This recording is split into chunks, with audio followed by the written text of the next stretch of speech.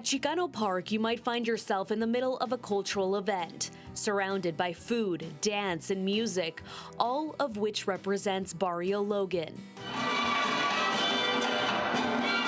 If you walk through the park, you can admire dozens of highway pillars covered in colorful murals, each one painting the stories and the struggles of hardworking families. There's also the Chicano Park Museum and Cultural Center. Both are used to keep every inch of the Barrio Logan Chicano history alive.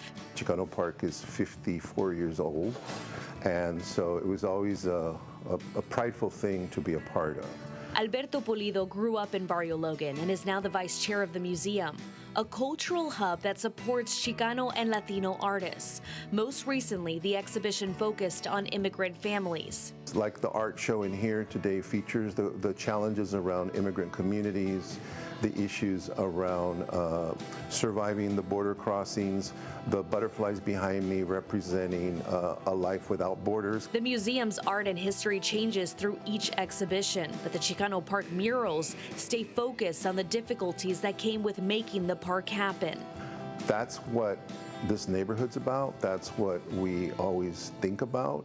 You know, this neighborhood was destroyed when Interstate 5 and the Coronado Bridge went through, where 75% of the neighborhood was lost. In the 1970s, the Logan Heights community and Chicano groups fought for this park after stopping the erosion of their neighborhood and cultural history. The community back then had been promised a park, but leaders at the time had plans to build a highway patrol station instead. It's why Chicano Park and the Chicano Park Museum are important to the Latino and Chicano families. It pays respect to the protests that led to the park's creation. We have intergenerational knowledge and power, and it was really the community across all ages that came together and activated the space for themselves, because this is, again, their park. Since then, the community has taken pride for the park.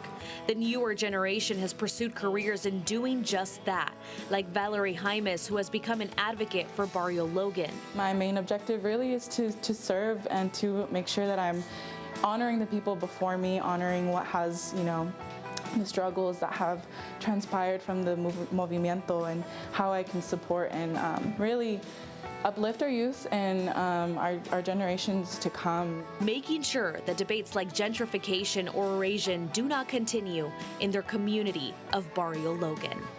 Regina Urita, CBS 8.